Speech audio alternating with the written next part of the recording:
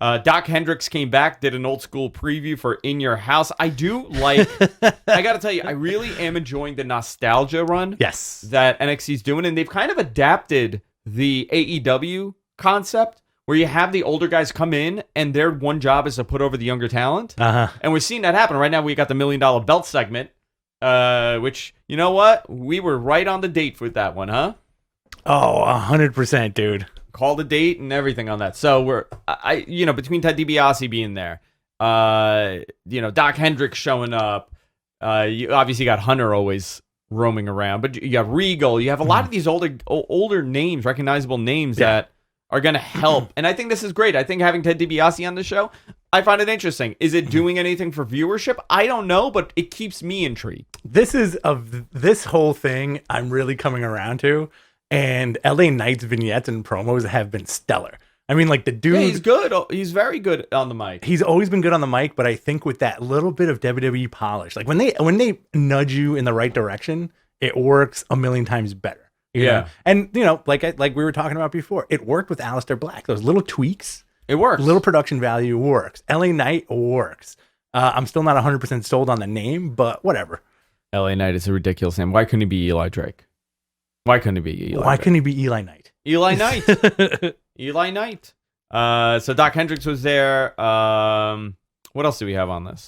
We had so there's like a really cool, interesting moment. I was tweeting the other night about how I think Santos Escobar is like my favorite part of NXT. Oh yeah, he's great. With a little bit more polish, that dude's gonna be like a huge star. So you're gonna get Legado del Fantasma versus MSK and Bronson Reed for all their titles. Every title's on the line. Every title's on the line in a 6-man tag. Look at that belt, man. It's a beautiful belt. You think that's the original? Yeah, it has to be. Vince sleeps with that at night. I'm the $1 million champion. What was the rumored amount that they paid for that belt? Like 120 grand? I think it was like 120 grand was like the rumored amount. Yeah. I don't know what the actual number is. I'm looking forward to that 6-man because we got Takeover this Sunday and we're going to be doing a watch along, right? I believe so. And you had Swerve Scott beating Killian Dane also on the show. They got to do something with Killian Dane. I'm not like shaming the guy or anything. I think he's great, but I think the jeans and cutoff shirt can only go so far in WWE. Yes, and like I think he needs like a bit of an update. So NXT Takeover In Your House this Sunday. We will be live for it. We'll run through this really quickly, and because we will run out of time with the Q&A, because we have a bunch of questions here for you guys. Yes. Karrion Kross versus Adam Cole versus Kyle O'Reilly versus Pete Dunne versus Johnny Gargano in a 5-way for the NXT Championship.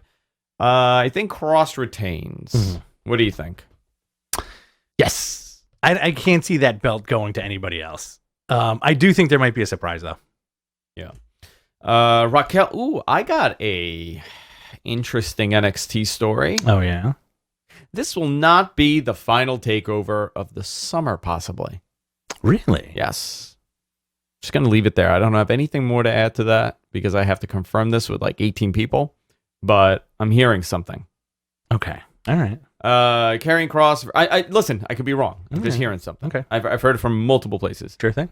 Karrion Kross. I'm going to go with Kross. You got Raquel Gonzalez versus Ember Moon for the NXT Women's Championship. I think Raquel needs to retain this. Yeah, she needs to retain. She's a young champ.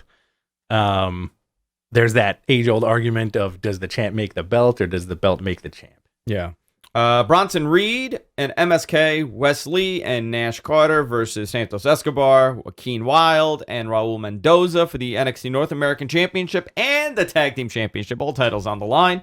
Cameron Grimes and LA Knight in a $1 million championship match for the $1 million title in a ladder match.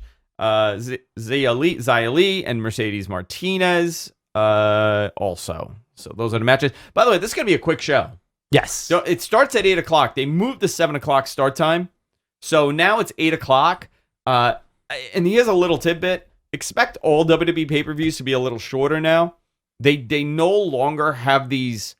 and I think Dave brought this up and he discussed it with Brian, where before with the WWE Network, they were reporting everything to the stock investors.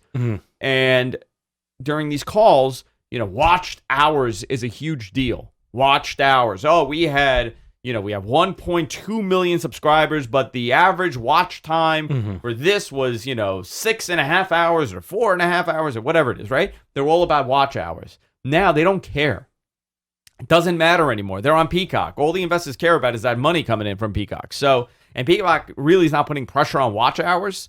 They don't have that mindset. So I would expect moving forward, all these pay-per-views to be brought down a little bit in time. Okay. Thank God.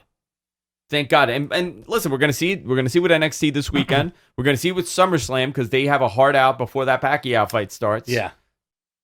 Hey guys, thanks for checking out Mattman Clips. If you want to listen to a full episode of the show, click on one of the links below and be sure to subscribe to us here on YouTube and of course everywhere podcasts are available.